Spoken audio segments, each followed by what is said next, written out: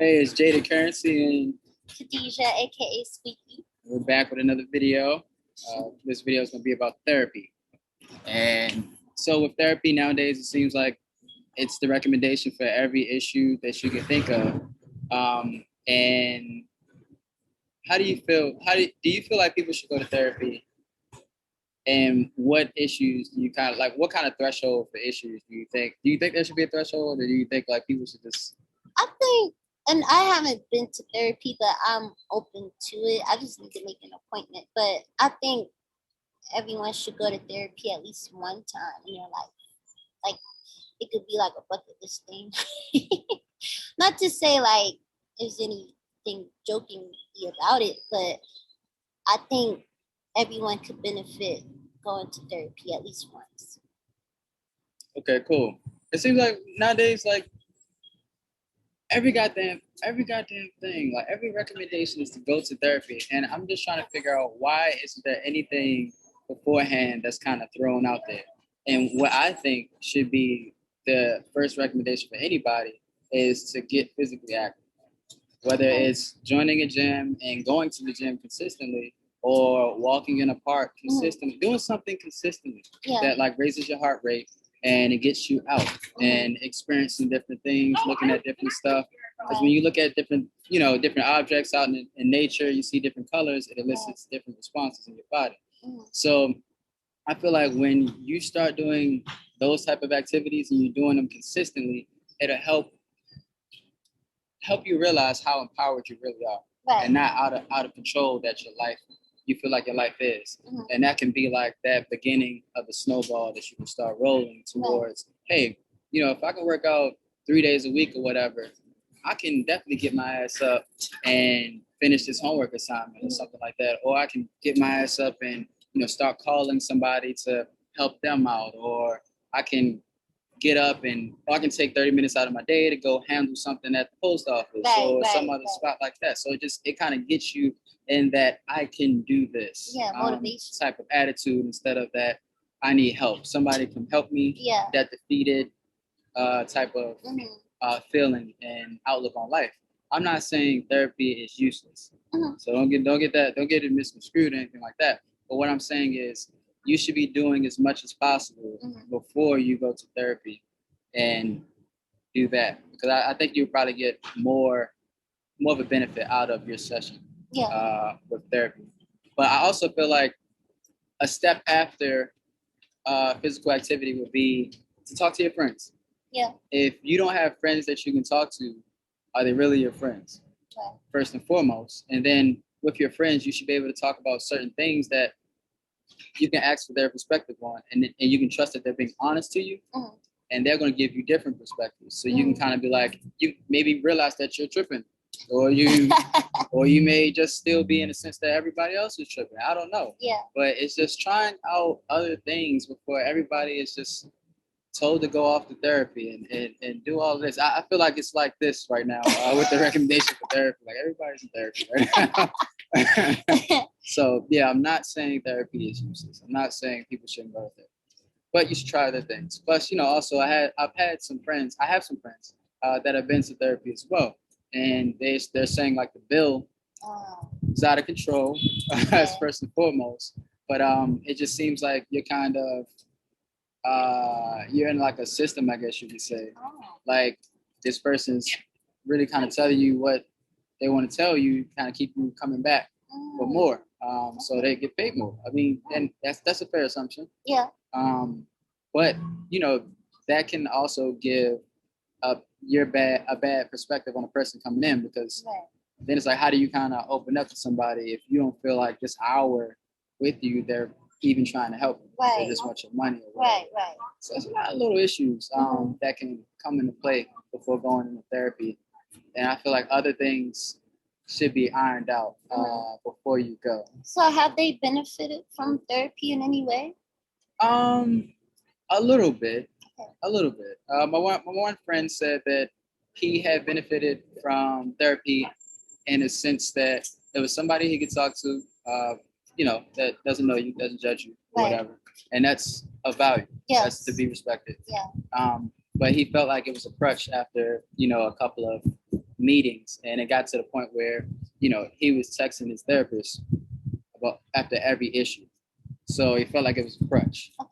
And, you know, I definitely feel like that type of setup in your life shouldn't be as such, because you should be able to handle your own issues. Yeah, make your own decisions as an adult. So yeah, that was his take on it. But other people, I don't remember. It wasn't too much of a deep conversation with my other friend, but yeah, my other friend that did go to therapy, he kind of told me that as a result. Okay. Insane feeling. So, okay. Yeah. I don't know. I feel like, so like I said, you know, it's just, there are certain conversations that friends just can't handle, I guess, or a certain topic might be overbearing to that friend. Like, you have a friend that constantly whine about something. It's just like you tell them everything in the world. You keep telling them the same thing, but it's just really, at the end of the day, it's gonna be up to them to click and be like, wow, I should have listened. And then it clicks like, okay, well, I'm gonna do this differently. But I don't know, it's like, I guess when you hear it from another person, maybe it might help you to it might motivate you to actually act on what it is you should have been acting on in the first place when you weren't listening the first time to that friend. Yeah. But I do agree with you, like, you should go out and, you know, exercise, you know, finding hobbies that you're interested in.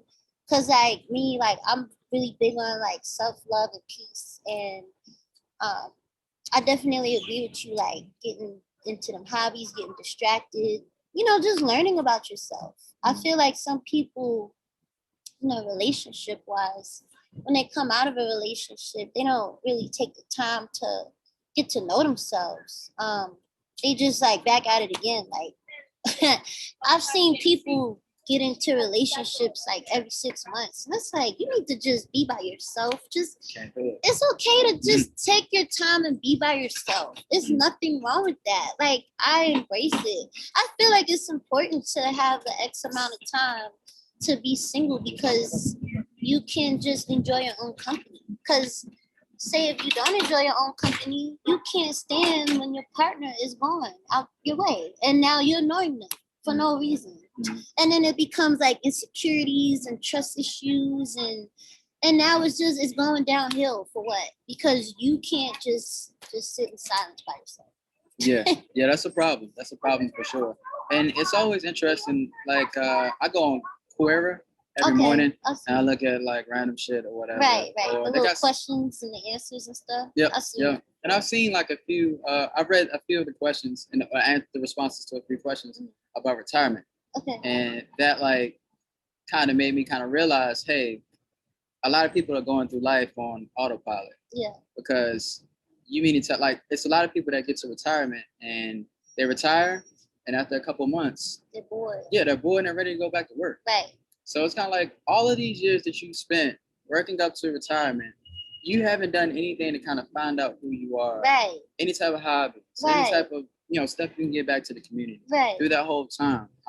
So yeah, it's like a lot of people are moving on autopilot, and I'm not sure how you can kind of get them out of that. Mm-hmm. But you have to explore some things. Yeah. And I'm not just saying all this degenerate shit or whatever. No, right. I'm not saying all this degenerate stuff. Right. I'm just talking about explore your hobbies and all that you brought up earlier. Maybe you're into art. Maybe you're into walking dogs or training dogs or whatever. Right. And being a greeter, I don't know. Right. Just try it out. Yeah. Yeah. So a lot of people just don't do that. They just kind of do the cookie cutter thing of life and, you know, go after the goals of life, and everything should be perfect. I should be happy. Perfect. Ugh. Yeah. Let me tell you something. Trying to be perfect will make you imperfect. You know, I've been the type to be a perfectionist, and I learned it does not work. Stop. Like, when it comes to my job, you know, I used to try to be perfect. Like, when I had an internship, I was striving for perfection, and it hurt me. It hurt me not to get a full-time position with them. And it's just like, you know, mess up. Go ahead and mess up. You'll receive comments later. Just do it. Just do it. Just mess up, get the comments, learn from it. Don't do it again. Just do it. But constantly going to your higher up with questions is annoying to them. Mm-hmm. Like they say, there's no dumb question. Ask me anything. Blah blah blah. No, no. You will be judged. Right, you will be judged. So. Exactly, and it's gonna come out in your exit interview. So just go ahead and mess up and get a comment later. Yeah, but plus, like as a boss or as a manager or as a coordinator, whatever. If you're overseeing some people, it's kind of a certain degree or threshold that I said earlier. It's a certain threshold that you would expect somebody to kind of know how to figure something out. Mm-hmm. So it's like, all right, I'll give you, these little pieces or whatever. Connect the fucking dots, right? I expect you to connect the dots and just run with it. But if you can't connect the dots, it's like, oh shit, I got to do the work for it. I got to hold your hand through everything and all this.